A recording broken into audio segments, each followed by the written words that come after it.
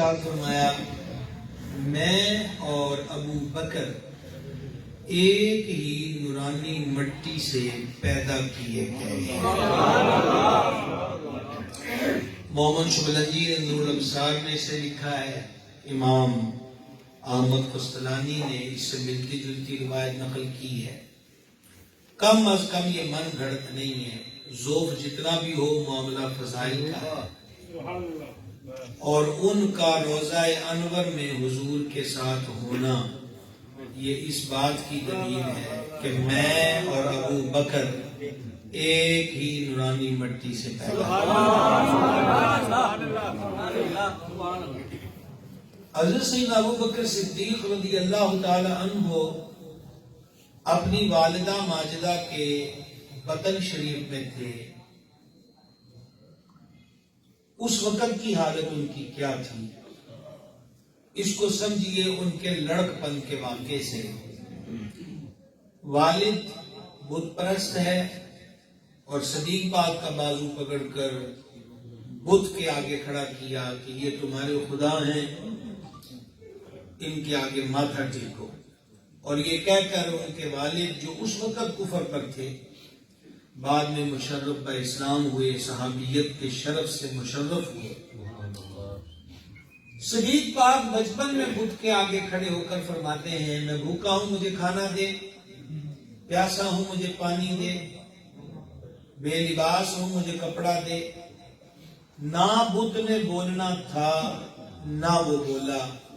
صدیق پاک نے پتھر اٹھایا، فرمایا میں تجھے مارنے لگا ہوں، اگر تو خدا ہے جو تجھے یہ کہتے ہیں تو اپنا آپ بچا۔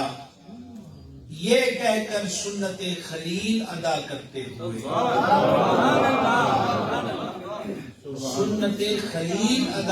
ہوئے بت کے منہ پہ پتھر مارا، بت اوندا ہو کے گر گیا۔ والد جب اس کمرے میں آئے دیکھا کہ ہمارے جعلی خدا کے ساتھ یہ سلوک ہو چکا ہے۔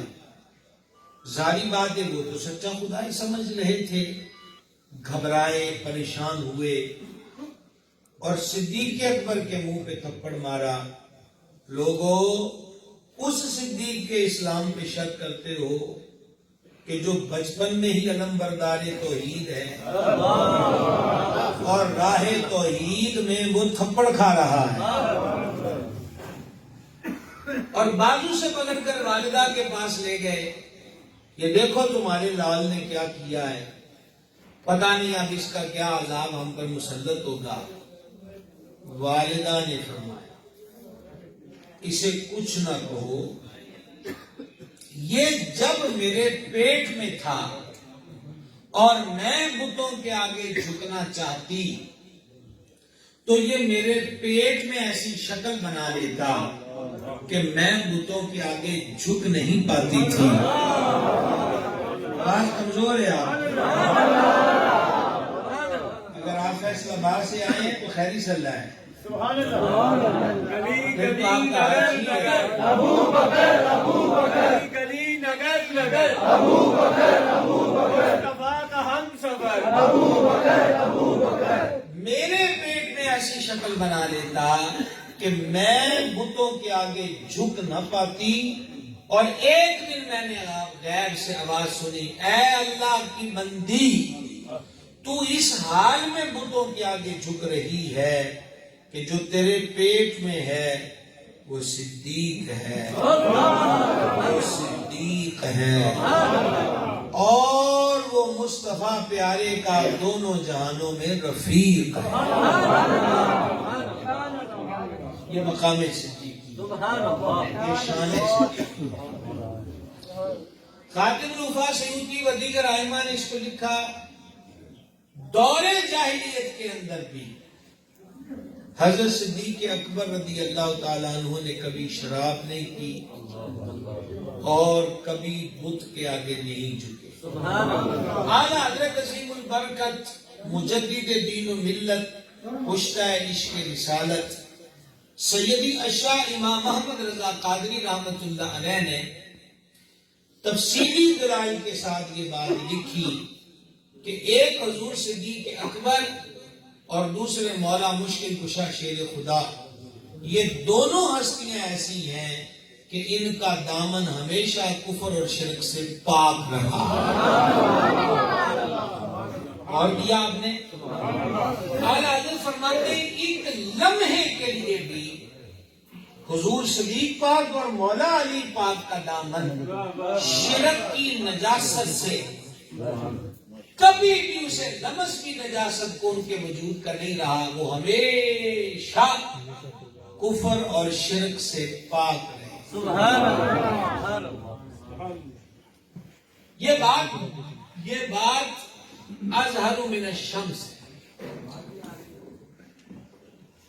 گزاری یہ کر رہا تھا کہ شہنشاہ صدق و صفا نے دور جاہلیت کس دور کو کہتے ہیں کہ ابھی حضور علیہ السلام نے اعلان نبوت نہیں فرمایا، اس سے پچھلا دور جاہلیت گردانا جاتا ہے.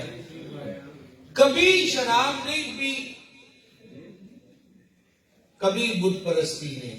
سبحان اللہ. امام سیوطی رحمہ اللہ نے اس روایت کو لکھا. بابا جی ان کے فون بڑے سستے ہو گئے نے، تسی ہن بھی محفل چ رولا پایا ہوا ہے.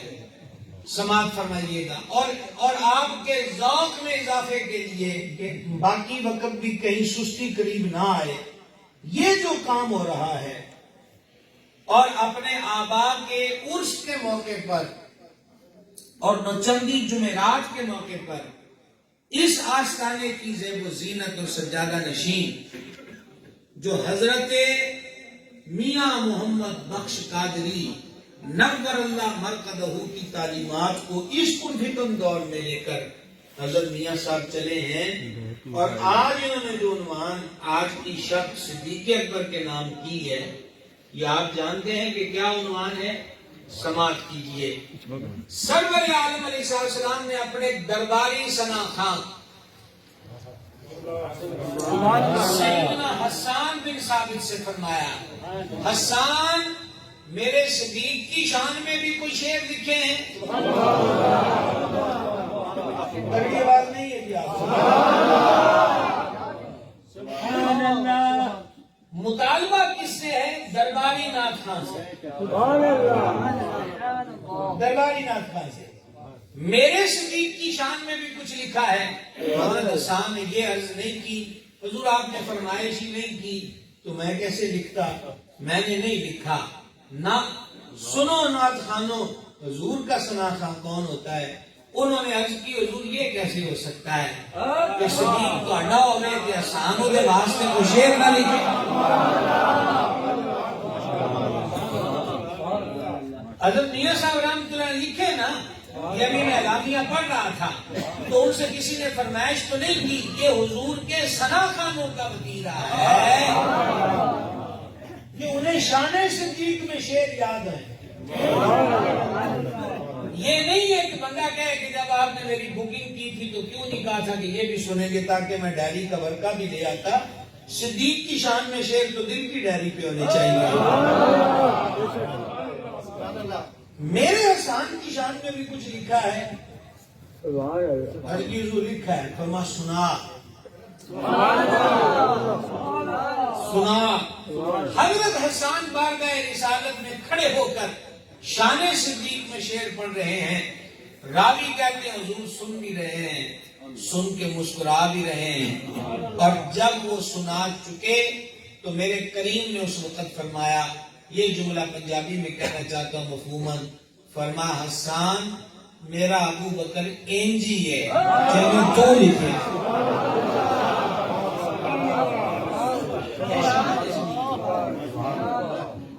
یہ مطالبہ ہے. آج کیا ہماری محفل میں یہ کو انہونی بات قرار دی جا رہی ہے کہ صدیق اکبر کی شان میں کوئی ربائی یا شعر کو انہونی بات مانی جا رہی؟ حضور کا درباری ثنا خان ہے ہی وہ جسے شان صدیق میں بھی کوئی دو شعر آتے ہیں. تو میں کیا عرض کر رہا تھا، صدیق پاک نے دور جاہلیت میں بھی کبھی شراب نہیں پی. ان سے پوچھا گیا شراب عام تھی آپ نے کیوں نہیں پی؟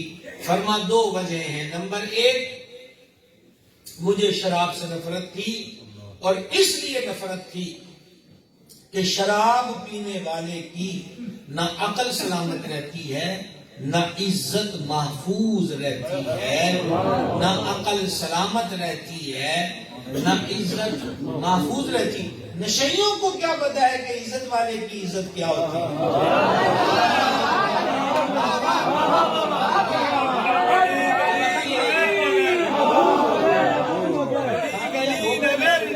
ابو بکر ابو بکر مصطفیٰ کا ہم سفر، ابو بکر ابو بکر مصطفیٰ کا ہم سفر، ابو بکر ابو بکر نشئی کو کیا پتا؟ تو کہا نہ اس سے عقل سلامت رہتی ہے، نہ عزت سلامت رہتی ہے۔ یہ جواب حضور کی جناب میں پیش کیا گیا تو میرے سرکار نے مسکرا کے فرمایا ابو بکر نے سچ کہا ہے، وہ صدیق ہے۔ ابھی تک آپ نے کیا سنا؟ شرک سے پاک، بت پرستی سے پاک، لڑک پن میں بت شکن، شراب کے کبھی قریب نہیں گئے، شراب کے کبھی میں اور ابو بکر ایک نورانی سے مٹی سے پیدا کیے گئے۔ یہ ابھی تک کی تقریر ہے جو آپ کے سامنے ہو چکی۔ آؤ اب اس سے اگلے مرحلے میں چلتے ہیں۔ کم و بیش 16 سے 17 سال عمر تھی حضرت صدیق پاک کی جب سے ان کا حضور سے دوستانہ تھا۔ آپ میں سے جو معتمرین اور حاجی حضرات بیٹھے ہیں، عمومی طور پر پاکستانیوں کو ایک روٹ پر ہوٹل ملتا ہے مکہ میں، کبوتروں والا چوک۔ یہی علاقہ مسفلا محلہ ہے اور یہی ہجرت روڈ ہے۔ مسفلا محلے میں ہی حضرت ابراہیم علیہ السلام کہتے تھے۔ اسی محلے میں جان عالم ام المومنین مخدومۃ المسلمین سیدہ طیبہ طاہرہ نانی حسنین کریم ہے، حضرت مخدومہ خدیجہ الکبریٰ رضی اللہ تعالی عنہ کے ساتھ نکاح کے بعد اسی محلے میں حضور تشریف لائے۔ اسی محلے میں صدیق اکبر عتیق و اطہر رہتے تھے۔ 16 سے 17 سال کی عمر کا دوستانہ ہے اور ام المومنین صدیقہ کائنات محبوبہ محبوب رب العالمین فرماتی ہیں کبھی ناغا نہیں سی پیا کہ حضور ساڑھے کار تشریف نہ لے آئے۔ میں تھوڑی سی باتیں سمجھانے کی غرض سے آپ کی خدمت میں پیش کر رہا ہوں اور آپ ماشاءاللہ توجہ فرمائے ہوئے ان باتوں پہ غور کیجئے گا۔ 16 سے 17 سال کی عمر کا دوستانہ، اور حضرات علماء و مشائخ کی نظر حدیث سبق سنانے کی غرض سے کر رہا ہوں۔ نبی پاک علیہ السلام نے فرمایا، مفہوم حدیث ہے، جے کسے نہ دوستی لانی ہوئے تو ویکھ کے دوستی لایا کرو، کیونکہ بندہ اپنے دوست کے دین پر ہوتا ہے، دوست کے دین پر ہوتا ہے، دوست کے دین پر ہوتا ہے۔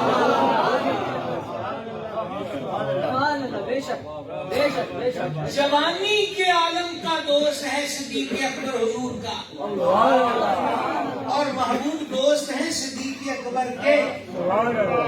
تو حدیث نے کیا بتایا؟ اگرچہ یہ ان ایام کی حدیث نہیں ہے، لیکن اصول یہی ہے فطرت کا کہ بندہ اپنے دوست کے طریقے پر ہوتا ہے۔ صدیق اکبر کو جانے جانا کی دوستی نصیب ہوئی ہے، تو پھر طریقہ بھی کون سا ہونا تھا؟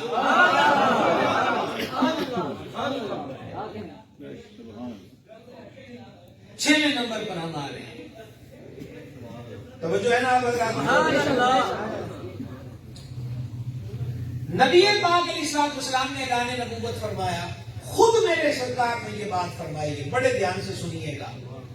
فرمایا میں نے جس کو اسلام کی دعوت دی، کسی نے سوال کیے، کسی نے تأمل کیا، وضاحتیں پوچھی، معجزے بھی مانگے، یہ اگلے لفظ تشریحی بول رہا ہوں۔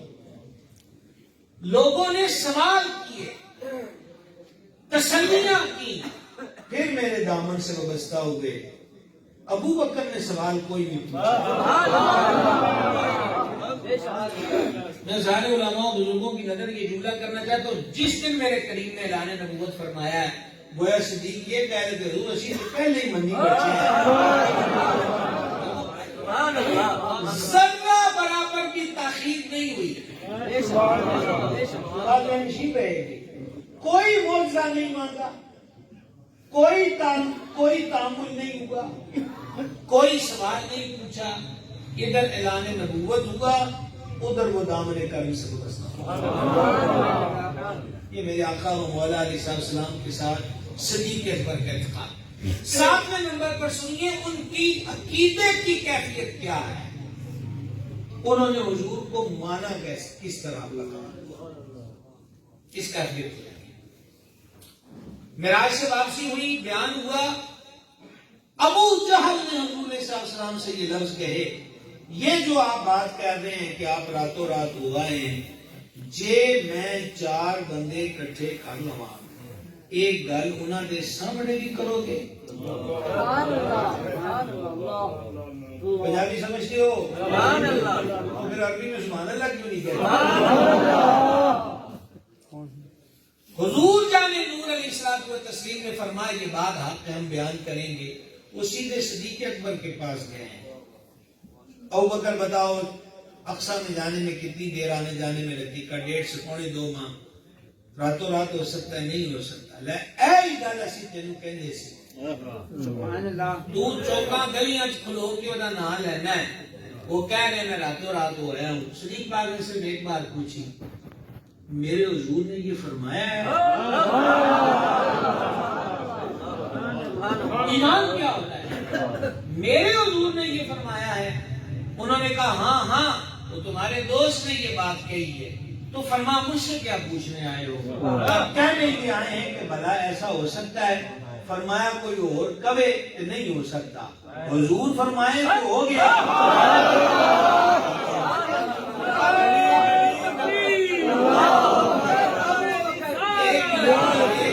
میں سلام پیش کرتا ہوں حضرت صاحب کو، یہ کسی چھوٹے آستانے کے سجادہ نشین نہیں ہے، یہ یورپ کی دنیا کو چھوڑ کر اس خطے کی گلیوں کی خاک چھان رہے ہیں اپنے آبا کا پیغام پہنچانے کے لیے۔ اس قدر سادگی اور عاجزی کے سامعین کے بیچ بیٹھے ہوئے ہیں، نہیں دیکھے کسی کو پیری نہ بھی ہوئے تو سامنے نہیں جانتا، ٹھیک ہے؟ اور وہ بار بار اس کو مستی میں نعرہ لگا رہے ہیں، گلی گلی نگر نگر۔ میں نوجوانوں سے پوچھنا چاہتا ہوں، ساری زندگی سیاستدانہ دے نعرے لانے میں، کوئی غیران دیاں گڈیاں آگے ٹولاں تے نچنا ہے، کبھی حضور دے یار دے نام واسطے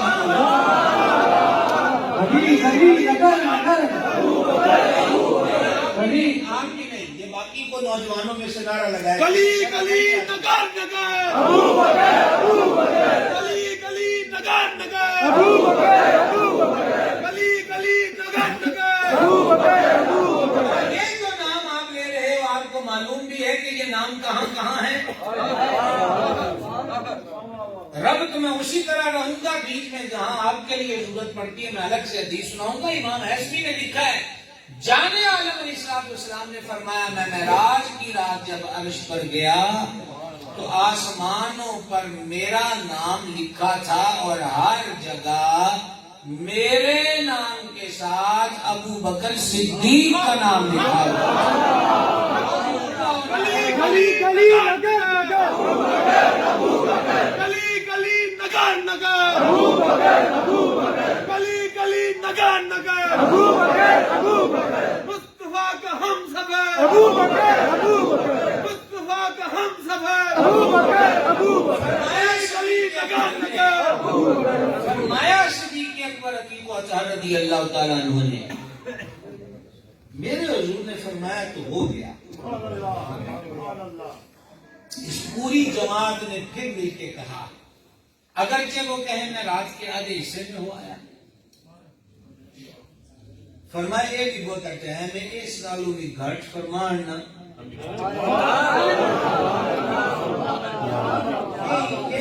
یہ ایمان عقیدت ہے۔ اور اگلے جملے پہ غور کیجئے گا، فرمایا تم مسجد اقصی تک رسائی پہ چکرا گئے ہو کہ راتوں رات کیسے جا سکتے ہیں؟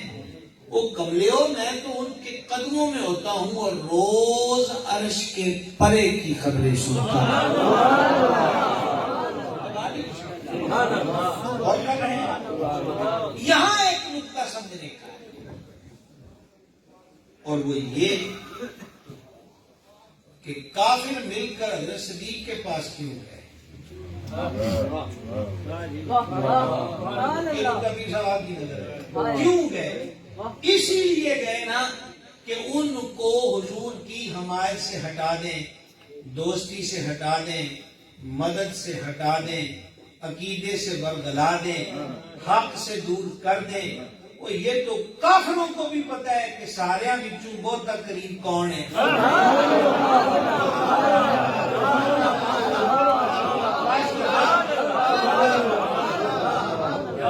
بھائی جی یہ تو کافر بھی قبلہ، یہ تو کافر بھی جانتے ہیں کہ بہت نیڑے ہے یہ. کمال ہو گئی ہے، آج کسی کو ایسی اہمیت نہیں ملتی وہ دیکھ سکے کہ حضور کے بہت نیڑے کون ہے. سمجھنے کی بات. اور 8ویں نمبر پر یہ بات سماعت کیجئے گا، اسلام کا سرے عام پرچار کرنے والا پہلا مبلغ سیدنا صدیق ہے. میرے جیسا طالب علم حاضر ہوا ہے، حضرت قبلہ سلطانی صاحب کی مہربانی حضرات کے ہمراہ گاڑی تک پہنچے. حضرت پیر صاحب مہربانی فرمائی، اپنی مسجد کو ہٹا کر مجھے اس کرسی پر بٹھایا. آپ حضرات کھڑے ہوئے حضور پر نور علیہ السلام کا پیغام دینے کے لیے. ماشاءاللہ عالم سید پاک آگے اور برکت ہو گئی. عالم وسلم حضور پر نور علیہ السلام کا پیغام دینے کے لیے، ذکر پاک کرنے کے لیے یہاں حاضر ہوں تو آپ کی محبتیں دینے کا یہ عالم ہے. اور جب صدیق پاک نے بارگاہ میں عرض کیا، اور اس وقت 37 حضرات کلمہ شریف پڑھ چکے تھے.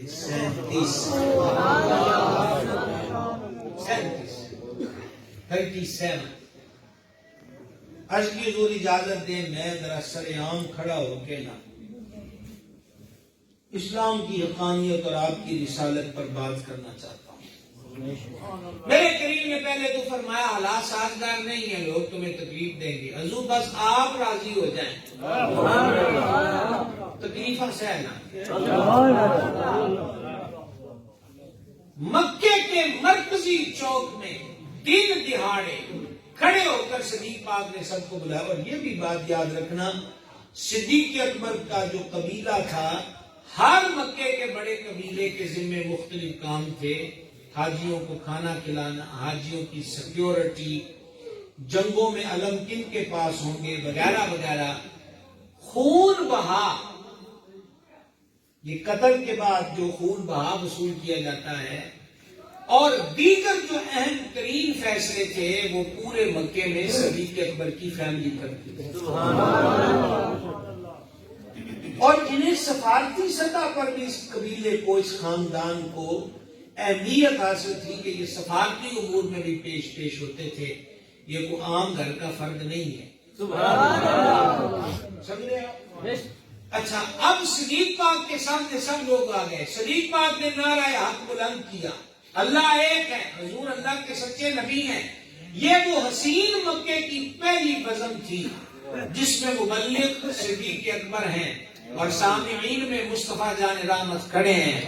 اہل مکہ نے کہا، پیر صاحب آپ کی نظر یہ جملے ہیں، جس راہ پر آپ نے قدم رکھا ہے یہ پھولوں کی راہ نہیں ہے، یہ کانٹوں کی راہ ہے، اور یہ نئی ریت نہیں ہے، یہ پرانا دستور چلا رہا ہے. ان لوگوں نے کہا حضرت صدیق پاک سے، اسی تیری عزت کر دیا، تو بہت بڑا تاجر ہے، تمہارے خاندان اور گھرانے کی ایک حیثیت ہے، حمایت چھوڑ دو وگرنہ ہم تمہاری عزت اور رسپیکٹ نہیں رکھ سکتے. صدیق پاک نے ان کو جواب دیا، مینوں تہاڈیاں کھوکھریاں عزتاں دی لوڑ بھی کوئی نہیں.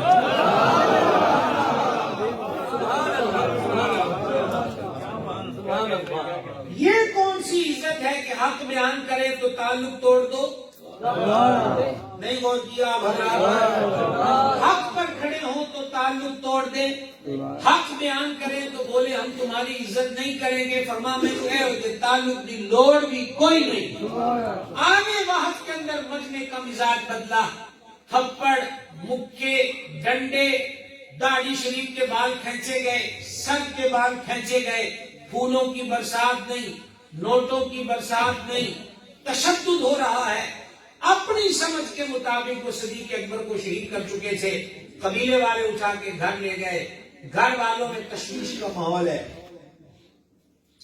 شام کے بعد رات نے منہ دکھایا، صدیق اکبر کی آنکھ کھلی، ماں کے دل کو قرار آیا، گرم دودھ دیا کہ پی لو، اور صدیق اکبر ان زخموں اور بے ہوشی کے بعد پہلا جملہ اپنی والدہ سے یہ کہتے ہیں، ماں میرے حضور کا کیا حال ہے؟ بالکل آسان بات ہے، وجہ کہ اس بزم میں حضور کھڑے تھے۔ آدھے برادری کے لوگ غصہ کر کے چلے گئے کہ جس کی وجہ سے مکے میں دشمنی شروع ہوگی ہمارے خاندان کی، تو بے ہوشی کے بعد بھی پہلے اس کا نام لے رہا ہے، بیٹا دودھ پی لے، ماں ایک گھونٹ بھی نہیں پیوں گا۔ حضور کا کیا حال ہے؟ ماں نے رو کر کہا پتر مجھے نہیں پتا، کہا حضرت فاروق اعظم کی ہمشیرہ کو پتا ہوگا۔ سبحان اللہ،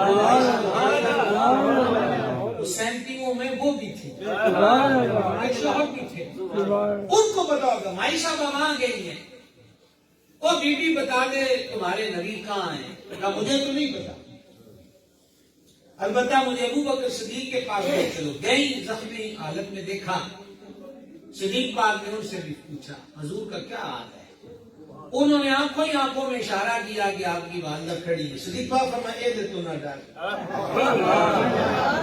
ماں میری نے اگرچہ کلمہ نہیں پڑھا پر میرے ساتھ ہے، ڈرنے کی ضرورت نہیں ہے۔ کہا حضور خیریت سے ہیں؟ بیت ارقم میں جلوہ گر ہیں۔ اب عاشقوں کی ریت بکھری، عاشقوں کا انداز بکھرا، ان کا جہان بکھرا۔ صدیق اکبر کہتے ہیں ماں اب بھی ایک گھونٹ نہیں پیتا جب تک آنکھوں سے حضور کو نہ دیکھوں۔ رات کے سناٹے میں صدیق اکبر کی والدہ صدیق اکبر کو لے کر دار ارقم میں جلوہ گر ہوتی ہیں، ساتھ حضرت فاروق اعظم کی ہمشیرہ بھی ہیں، چند حضرات وہاں پر موجود ہیں۔ حضور نے جب صدیق کو دیکھا تو سرکار دیکھ کے کھڑے ہو گئے، گورے گورے قدموں سے سبقت کی، ابو بکر صدیق کو سینے سے لگا لیا۔ ظالموں، ہم تو اس مٹی سے بھی پیار کرتے ہیں جس شہر میں حضور کے قدم لگ گئے، اس مٹی کے لیے ہمارے مسلک کی وصیتیں ہیں کہ مر جائیں تو غسل کے بعد ہمارے چہروں پہ چھڑک دینا۔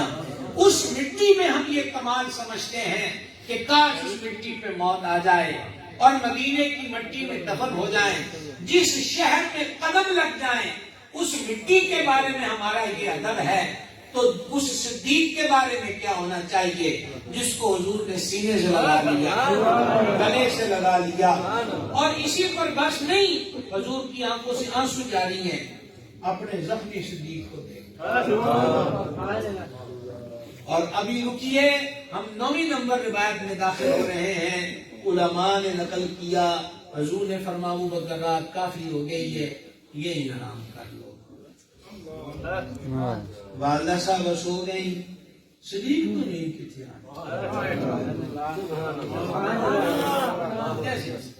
اور وہ بھی محبوب سمجھے، جناب میں حاضر ہے۔ رات کا مزید کچھ حصہ گزرا،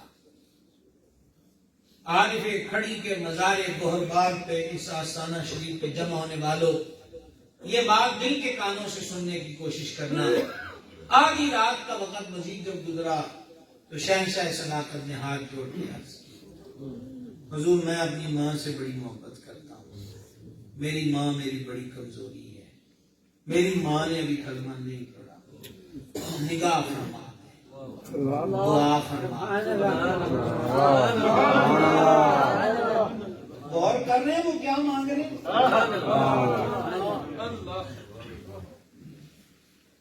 حضور میری ماں کلمہ پڑھ، حضور یہ میری کمزوری ہے، نگاہ فرما۔ سرکار نے گورے گورے ہاتھ اٹھائے. آپ کو حضرت ابو ہریرہ کی والدہ کے لیے اٹھے ہاتھوں والی روایت بھی یاد ہے. لیکن اس سے پہلے صدیق اکبر کی والدہ کے لیے ہاتھ اٹھے ہیں. الہی ابو بکر کی ماں کو مشرف اسلام کر دے. چشم فلک نے یہ نظارہ دیکھا کہ شہنشاہ صداقت کی والدہ ماجدہ اس وقت سوئی ہوئی تھی. حضور کے گورے گورے ہاتھ اٹھے، اور جب حضور کے ہاتھ اٹھتے ہیں تو 14ویں صدی کا مجدد، 150 علوم میں ماہر، 1000 کتابوں کا رائٹر، اپنے دور کا ابو حنیفہ جسے اقبال نے کہا، آل رسول کو جس مرید پہ ناز ہے، علماء حرمین نے حدیث اور طریقت میں جس سے سندیں لی، وہ امام محمد رضا اس دعا کا حسن یوں بیان کرتے ہیں. اجابت کہتے ہیں قبولیت کو، اجابت کا جوڑا، عنایت کا صحرا، دلہن بن کے نکلی دعائے محمد، اجابت نے جھک کر گلے سے لگایا بڑی ناز سے جب دعائے محمد. ایسا ہوتا کیوں ہے؟ کہ خدا کی رضا چاہتے ہیں دو عالم، خدا چاہتا ہے رضائے محمد صلی اللہ علیہ وسلم. حضور نے مبارک ہاتھ اٹھائے اور خیر جاری کیا ہوا. صدیق اکبر عتیق و اطہر رضی اللہ تعالیٰ عنہ کی والدہ نے سوئی ہوئی حالت میں ہی کلمہ پڑھنا شروع کیا. جاگے ہوئے ذرا سبحان اللہ کہہ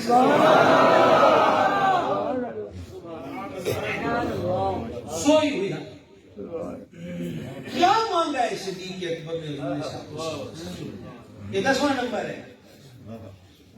راوی مولا کائنات شیر خدا مشکل علی ہمارا شیر خدا ہے، باب ولایت ہے، وہ ہمارا مرشد ہے. اور سنیوں ریوڑیوں کی طرح اپنے عقیدے نہ بانٹتے پھرو. صحابہ والے بھی ہم، آل اطہار والے بھی ہم، علی والے بھی ہم، ولیوں والے بھی ہم. یہ کون سے پلپلے عقیدے رکھتے ہو کہ بزرگوں کی نیاز فاتحہ کھا کر بھی ابھی ہاتھ سے چاولوں کی چکنائی اور منہ سے حلوے کا اثر دور نہیں ہوا ہوتا. اور کوئی پوچھ لے بتاؤ کہ بچی ہوئی فرقوں میں حق پر کون ہے، تو منہ صاف کرتے ہوئے کہتے ہیں کہ مجھے نہیں پتا. کھیر کھا رہے ہو، حلوہ کھا رہے ہو، مرغے شرغے کھا رہے ہو، بریانیاں کھا رہے ہو، پستوں والا دودھ پی رہے ہو، پتہ نہیں کہ ٹھیک کون ہے. جبکہ حکیم الامت مفتی احمد حسن نعیمی نے کہا تھا زمانے بھر کا یہ قاعدہ ہے کہ جس کا کھانا اسی کا گانا. زمانے بھر کا یہ قاعدہ ہے کہ جس کا کھانا اسی کا گانا. تو نعمتیں جن کی کھا رہے ہیں انہی کے ہم گیت گا رہے ہیں. اور اب تو حضرت صاحب نے اور آسان کر دیا. آپ کا نظریہ کیا ہے؟ حضرت میاں شیر محمد، حضرت میاں محمد بخش، حضرت غوث اعظم، حضرت شاہ نقشبند، حضرت خواجہ غریب نواز، سبحان اللہ، حضرت بابا فرید، سبحان اللہ، صابر پاک، نظام پاک، جمال پاک، شاہ ابن عالم، غوث بہاؤدین زکریا ملتانی، خواجہ ابن بن ادہم، شفیق بلخی، باجی بستامی، سبحان اللہ، سبحان اللہ، داتا گنج بخش. سبحان اللہ. ہمارا خدا وہی ہے جو نے اسلاف کا اہدنا الصراط المستقیم صراط الذین انعمت علیہم. قادریو یہ قادری خان کا سید الاسیاد فرد الفراد غوث الاغواث قطب الاقطاب غوث کونین مغیث دارین حضور سیدنا شیخ عبد القادر جیلانی غوث سمدانی سبحانی سبحان اللہ. رضی اللہ تعالیٰ عنہ نے فرمایا تھا نجات پانے والا گروہ اہل سنت. نجات پانے والا گروہ. ہم کہاں پہنچے تھے بتانا یہ چاہتا تھا. مولا کائنات کی بات ہوئی. مولا کائنات فرماتے ہیں میں حضور پر نور علیہ السلام کی جناب میں حاضر تھا، اتنے میں صدیق آ گئے. سبحان اللہ. یہ ساری بات کا زبان حیدر ہے.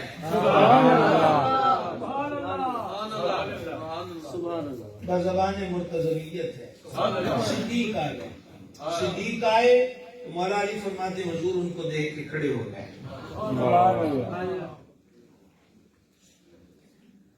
یہ عامی سرفراز کا کھڑا ہونا نہیں، کسی آستانے کے شیخ اور بڑے مفتی اور محقق و محدث کا کھڑا ہونا نہیں، یہ وقت کے غوث و قطب و ابدال کا کھڑا ہونا نہیں، حضور کھڑے. سبحان اللہ. ان باتوں کو فراموش کیوں کیا جا رہا ہے؟ حضور صدیق اکبر کے لیے کھڑے ہوئے. سبحان اللہ. میں تو آگے چل ہی نہیں سکتا جب تک آپ اس جملے کا نظارہ نہ دیں، اس کو سمجھنا. اور علی فرماتے ہیں حضور صدیق اکبر کے لیے کھڑے ہوئے اور صدیق اکبر کو باہوں میں لیا. اگلا جملہ فی سبیل اللہ سبحان اللہ والا